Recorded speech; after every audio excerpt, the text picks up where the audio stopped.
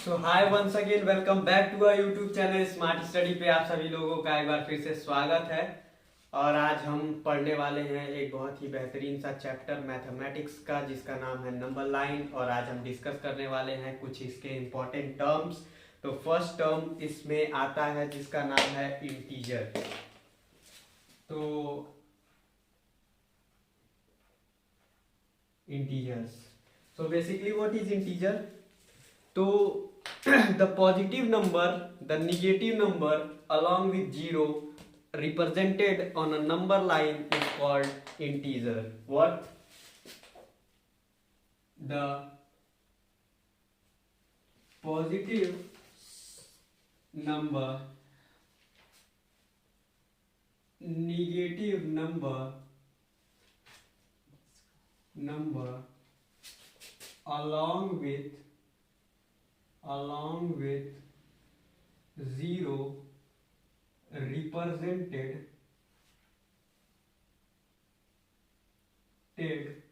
on the number line is called integer. So integer इसे हम कहते हैं। तो for example, just suppose that this is a number line and here I just put 0. तो 0 के left hand side में LHS में क्या होने वाला है, हमारे जितने भी निगेटिव नंबर होंगे जैसे कि -1, -2, -3, -4 dot dot dot to infinity, ये सारे हम निगेटिव नंबर बोलेंगे। और इसके राइट हैंड साइड RHS में हम पॉजिटिव नंबर 1, 2, 3, 4, 5 ऐसे रिप्रेजेंट करने वाले हैं। तो ये हमारा बेसिकली इंटीजर होता है। सो आगे मूव करते हैं इस टॉपिक में। तो हम देखेंगे कि नेक्स्ट टॉपिक जो हमारा इसमें से आने वाला है या जो नेक्स्ट डेफिनेशन होने वाला है वो भी बेसिकली क्या होने वाला है कि हम होल नंबर किसे कहते हैं। What is basically called whole number.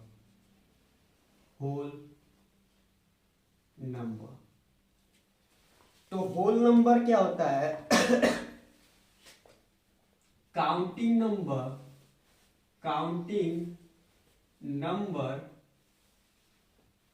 along with zero is called whole number. तो जब हम काउंटिंग नंबर को जीरो के साथ पढ़ते हैं तो उसे हम होल नंबर कहते हैं। For example 0, 1, 2, 3, 4, 5 and so on. तो इसे हम होल नंबर कहते हैं। तो बेसिकली आगे मैं मूव करूं तो हमारा एक नेक्स्ट टर्म जो आता है वो नेक्स्ट टर्म हमारा क्या होने वाला है? वो नेक्स्ट टर्म हमारा होता है नेचुरल नंबर। तो what is basically natural number? तो natural number are called counting number. So counting numbers are also called natural number। Example के तौर पे अगर मैं बताऊं तो 1, 2, 3, 4 एंड सो ऑन, इसे हम नेचुरल नंबर कहते हैं। तो ऐसे ही टॉपिक में अगर हम आगे मूव करें तो हमारे नेचुरल नंबर के बाद हमारा जो नेक्स्ट टर्म आने वाला है उसे हम क्या बोलते हैं? उसे हम फ्रैक्शन बोलते हैं। Fraction what basically fraction. Fraction में क्या होता है कि जब हम कोई भी नंबर को डिनोमिनेटर और न्यूमरेटर के फॉर्म में डेनोट करते हैं तो उसे हम फ्रैक्शन बोलते हैं। क्या? when a number is denoted by denominator और numerator is called what is called basically fraction. तो हम जब न्यूमरेटर की बात करें तो ऊपर वाले नंबर जो होते हैं उसे हम बेसिकली न्यूमरेटर कहते हैं और नीचे वाले नंबर को हम बेसिकली डिनोमिनेटर कहते हैं. क्या कहते हैं? डिनोमिनेटर कहते हैं. Is that clear to you और not? I hope this thing is been clear to you. अच्छा, तो एग्जाम्पल के तौर पे अगर मैं बात करूं तो मैं अगर यहाँ पे 17/5 लिखता हूं तो मेरा डिनोमिनेटर 5 होने वाला है और न्यूमरेटर 17 होने वाला है. अब इसमें हमें कई ऐसे टर्म्स मिलते हैं जिसे हम लाइक फ्रैक्शन और अनलाइक फ्रैक्शन कहते हैं. तो बेसिकली अनलाइक फ्रैक्शन क्या होता है? अनलाइक फ्रैक्शन वो फ्रैक्शन होते हैं जिसमें हमारा डिनोमिनेटर बड़ा होता है न्यूमरेटर से. फॉर एग्जांपल अगर मैं 5/17 लिखता हूं तो ये बेसिकली अनलाइक फ्रैक्शन है. क्या है? अनलाइक फ्रैक्शन है. और अगर मैं यहाँ पे 17/5 लिखता हूं तो ये मेरा बेसिकली लाइक फ्रैक्शन है. तो आइए जरा कुछ सवाल डील कर लेते हैं इस टॉपिक के अंदर और जानते हैं कि बेसिकली क्या मेरे लाइक फ्रैक्शन है और कौन से मेरे अनलाइक फ्रैक्शन है. तो अगर मैं यहाँ पे बच्चों 16/7 लिखता हूं तो क्या आप बता सकते हैं कि 16/7 लाइक फ्रैक्शन है या अनलाइक फ्रैक्शन है? तो आप कहोगे कि ये लाइक फ्रैक्शन है क्योंकि इसका numerator 16 is greater than denominator. Is that clear to you और not? So now the next example is that if I write 4/7, so basically can you tell me that is that like fraction or unlike fraction? तो ये unlike fraction है. Unlike fraction है. Okay. So now moving to next topic जो हमारा है कि mixed fraction किसे कहते हैं. तो बेसिकली मिक्स्ड फ्रैक्शन की अगर मैं बात करूं, मिक्स्ड फ्रैक्शन की बात करूं तो मैं अगर यहाँ पे 7, 2, 4 अगर मैं ऐसे लिख देता हूं तो इसे मैं मिक्स्ड फ्रैक्शन बोलूंगा. अब इसे सॉल्व करने का जो तरीका होगा वो कुछ इस प्रकार से है कि मैं 4 और 7 को आपस में मल्टीप्लाई करना है और जो मल्टीप्लाई का टर्म है उसे आपस में ऐड करना है.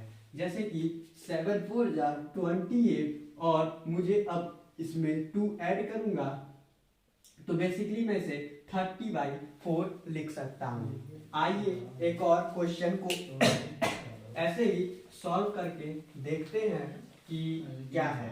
फॉर एग्जांपल अगर मैं यहाँ पे 4 3 2 लिखता हूं तो 4 2 8 plus 3 is equal to how much? 11/2. ये मेरा आंसर हो गया. तो चलिए आगे मैं मूव करता हूं और अब मैं बात करने वाला हूं बेसिकली डेसिमल के बारे में. डेसिमल के बारे में जिसे हम दशमलव बोलते हैं. तो जैसे कि मान लेते हैं अगर मेरा कोई नंबर 7/7 अगर 2 यहाँ पे लिखा हुआ है तो जब हम इसे डिवाइड करेंगे तो हमें क्या मिलने वाला है? बेसिकली हमें जब इसे डिवाइड करेंगे तो हमें 3.5 मिलेगा. अब आइए जरा हम बात करते हैं कि अगर मैं डेसिमल के राइट में मूव करूंगा तो मैं इसे 10 के पावर में कैसे चढ़ा सकता हूं. उससे पहले मुझे पावर और एक्सपोनेंट जिसे पावर और बेस की बात करनी पड़ेगी. मान लेते हैं अगर मैं यहाँ पे 2 पे पावर 2 लिखता हूं तो इसे मैं बेस और इसे मैं पावर बोलूंगा. तो इसका मतलब ये है कि 2 को 2 बार मल्टीप्लाई करना है और आंसर 4 आ जाएगा. अगर मैं 2 पे पावर 3 लिखता हूँ इसका मतलब है 2 को 3 बार मल्टीप्लाई करना है और इसका आंसर 8 आ जाएगा। अगर मैं 2 को 4 लिखूं तो इसका मतलब कि 2 को 4 बार मल्टीप्लाई करना है और यहाँ 16 आंसर आ जाएगा। अगर 2 पे पावर मैं 5 लिखूं तो जरा वीडियो को पॉज करके बताइए इसका आंसर कितना आ रहा है, और अगर आपको 32 आंसर मिलता है तो कांग्रेचुलेशन, आप जान चुके हैं। तो आइए जरा इस पे मैं और बात करने वाला हूं। अगर मैं यहाँ पे लिखूं कि मैं 10 पे पावर 2, इसका मतलब 100 होता है। तो आइए जरा हम डेसिमल में 1 से लेकर 20 तक पूरे बेस और पावर को याद करते हैं। तो 1 पे पावर 1 1, 2 पे पावर 2 4, 3 पे पावर 2, हमारा बेसिकली कितना होने वाला है, ये हो जाएगा 3 पे पावर 2 9, और अगर 4 पे पावर 4 16, 5 पे पावर 5 25, 6 पे पावर 6 36, 7 पे पावर 7 49, 8 पे पावर 8 64, सॉरी 2, 4 पे पावर 2 5 पे पावर 2 6 पे पावर 2 7 पे पावर 2 8 पे पावर 2 64, 9 पे पावर 2 हमारा बेसिकली 81 होता है, और 10 पे पावर 2 हमारा 100 होता है। 11 पे पावर 2 121, 12 पे पावर 2 144, और 13 पे पावर 2 हमारा कितना होने वाला है, वो होता है हमारे पास 169। 14 पे पावर 2 कितना होने वाला है इसे हम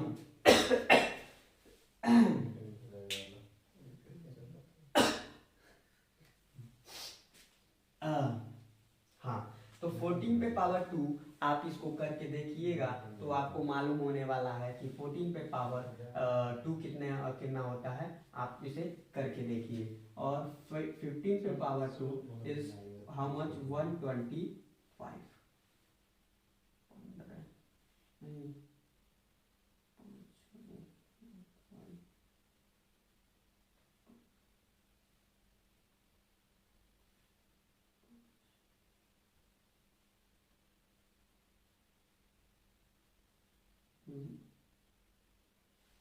सॉरी, ये 225 होता है।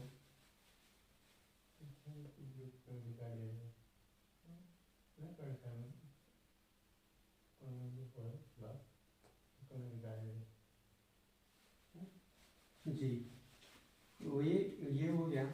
और उसके बाद हम यहाँ पे 16 पे पावर 2 256 बोलेंगे, और अगर मैं 14 की बात करूँ तो वो 196 होने वाला है। और मैं यहाँ पे 17 का पावर 18 का पावर और फिर 19 का स्क्वायर जो है 20 का स्क्वायर, ये सारी चीज़ें कुछ आप पे छोड़ देता हूँ। इसका बेसिक रीज़न ये है, इसका बेसिक रीज़न क्या है, इसका बेसिक रीज़न ये है कि आप इसे खुद से करके देखिए कि इसका कितना आता है, ठीक है। और यहाँ पे इसे आप बहुत ही आसानी से मल्टीप्लाई की मदद से कर सकते हैं। जैसे कि मान लीजिए अगर मैं यहाँ पे 17 लिख देता हूँ तो आप इसे 7 7 49, और यहाँ 4 हासिल हो जाएगा, और 7 एकम 7 और 7 4 आपका कितना होने वाला है।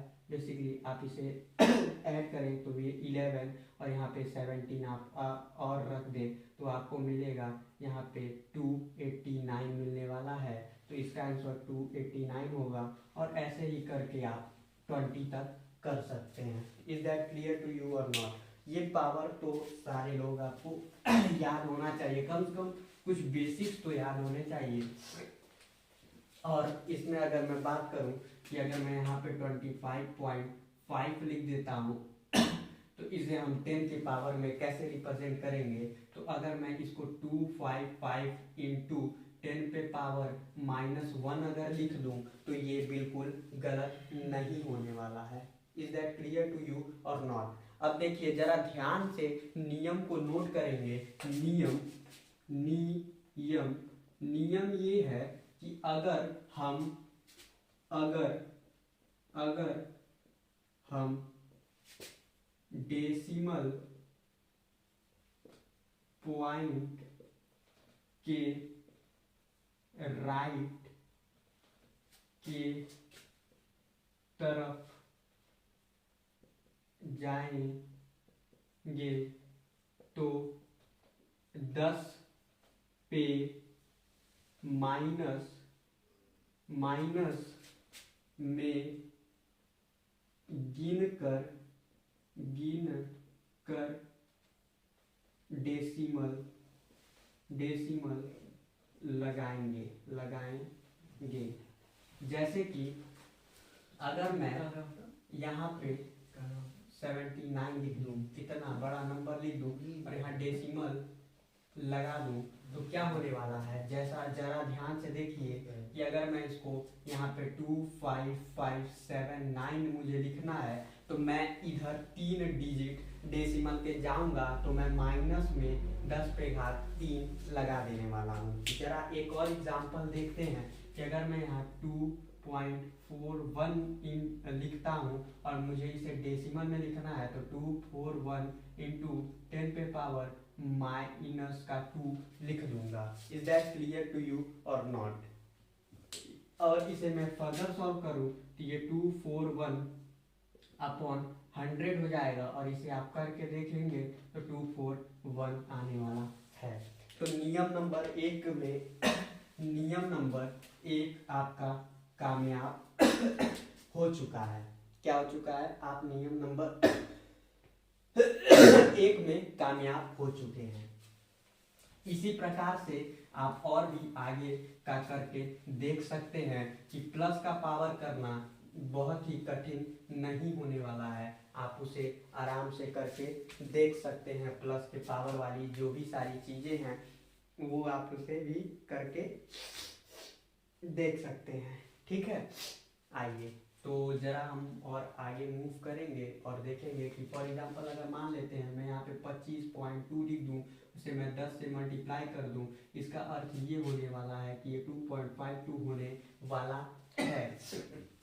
2.52 होने वाला है। अगर मैं यहाँ 2711 इंटू इसको लिख दूं और मैं अगर इसे कुछ इस प्रकार से लिखना चाहूँ 0 इसको मैं अगर 0.271 के तौर पे लिखना चाहूँ, इसका मतलब मैं लेफ्ट की तरफ जा रहा हूँ और कितना डिजिट जा रहा हूँ, 2 डिजिट जा रहा हूँ। इसका मतलब मुझे क्या लिखना पड़ेगा 2.71 इंटू 10 पे पावर माइनस का 2 नहीं बल्कि प्लस का 2 लिखना होगा तो मेरा ये चीज आ जाएगा। इसका अर्थ ये है कि नियम में हम नोट करेंगे कि अगर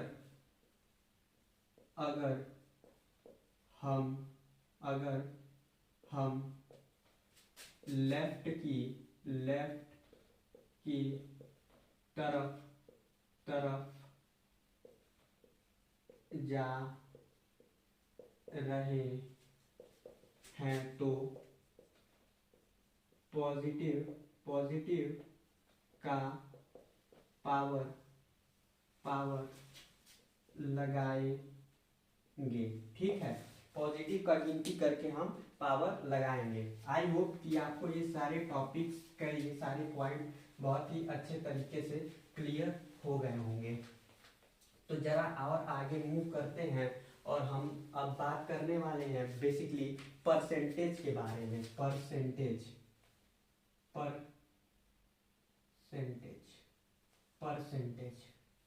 परसेंटेज अपने नाम में ही कह रहा है कि प्रतिशत, हर के प्रतिशत इसको करना है, मतलब हर किसी नंबर को शत करना है हमें। अगर मैं 100% बात कर रहा हूं आपसे तो इसका मतलब ये है कि मुझे उस चीज को 100% सही बताना है तो मुझे उसे 100 से डिवाइड करना पड़ेगा। जरा बात को गौर कीजिए। मैं अगर कह दूं कि मेरे पास अगर 200 आम है और उसमें 5% आम क्या है? ताजा है तो बताइए बताइए बताइए बताइए बताइए कि कितने आम ताजा हैं, कितने आम ताजा हैं। तो इसका अर्थ ये है कि हमें 200 इंटू 5 करना होगा, और प्रतिशत का अर्थ ये है कि हमें 100 से डिवाइड करना होता है। याद रखिए, प्रतिशत मैंने जैसे बताया, शत मतलब नीचे 100 से डिवाइड करना है, तो मैं 100 से अगर डिवाइड करूं तो ये हो जाएगा 2, और 5 इंटू 2 करेंगे तो हमारे पास 10 आने वाला है। इसका मतलब कि हमारे पास 200 आम में से 10 आम ताजा हैं। समझ में आ रहा है या नहीं? अब जरा मुझे एक बात बताइए, मान लेते हैं कि एक व्यापारी है जो धंधा करता है, मतलब कोई व्यापार करता है, तो वो उसके व्यापार में कई मनुष्य की जरूरत पड़ती है। तो अगर वो उनसे कहता है कि अगर तुम ये काम कर रहे हो तो मैं तुम्हें 30% दिहाड़ी देने वाला हूँ, जो भी तुम कमा के लाओगे उसमें से 70% मेरा होगा और 30% तुम्हारा होगा।